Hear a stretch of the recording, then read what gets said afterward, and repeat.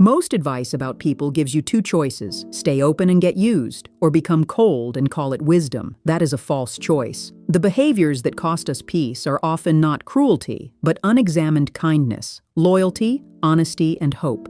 They become expensive when they run without conditions. Here are 10 social instincts, not biological laws, just recurring impulses, and the boundary each one needs. First, the instinct to rescue before being asked. You see someone struggling, and action relieves your discomfort, but support can preserve agency or replace it. Research on goal support distinguishes acknowledging another person's perspective from directing their behavior. When there is time to ask, say, "What kind of help would be useful?"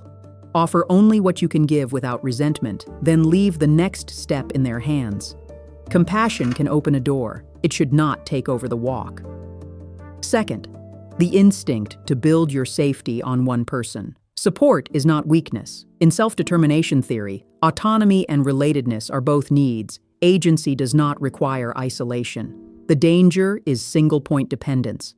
When one person becomes your only source of money, approval, information, or emotional stability, every disagreement threatens the structure. Stay connected, but keep more than one route to stability. A bridge needs more than one span.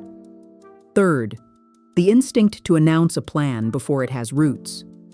In 4 experiments on identity-related intentions, public recognition sometimes created an early feeling of already being the person participants hoped to become, followed by less intensive action. That is not a law against sharing goals. Ask what you want from the audience: support for the work or applause for the identity. Protect fragile roots from performance. Share with people who return you to action. Fourth, the instinct to chase rooms where you have no genuine role. Proximity to status can feel like progress, but research distinguishes exchange relationships from communal ones. Not every friendship is a market, and not every room is a ladder. Instead of asking, "Who can move me closer?" ask, "Why am I here? What can I contribute or learn honestly?" Borrowed status expires at the door. A genuine role travels with you. Fifth, the instinct to disclose more in order to feel close, faster. Research does not fit the simple rule that vulnerability is weakness. Disclosure can contribute to liking and relationship development, but intimacy also depends on whether the response leaves you feeling understood, cared for, and respected. Let disclosure deepen at the speed of demonstrated responsiveness and discretion. Silence is not safety, and exposure is not intimacy. Sixth, the instinct to broadcast joy to every audience. A happy moment can become a performance before an invisible audience. Studies on passive Facebook use found effects involving envy and lower well-being, but they do not prove your viewers resent you. The point is smaller. Context changes meaning. Share with people who can hold your joy. Share publicly when it serves the moment, not when the moment needs witnesses to feel real. Joy deserves company, not compulsory display.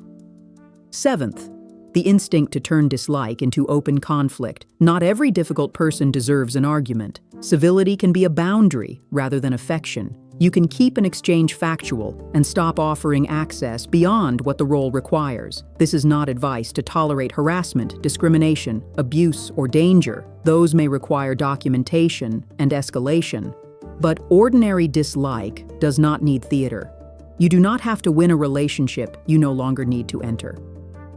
Eighth, the instinct to let generosity become unlimited access. The first problem is how help begins. This one is how it becomes a permanent role. We cannot assume ingratitude, but unspoken agreements can create conflicting expectations. Name the limit before resentment does. I can do this once. I can listen for 20 minutes. I cannot own the next step. Generosity needs an edge. Without one, even a gift can lose its shape. Ninth, the instinct to keep negotiating after a serious boundary has been crossed.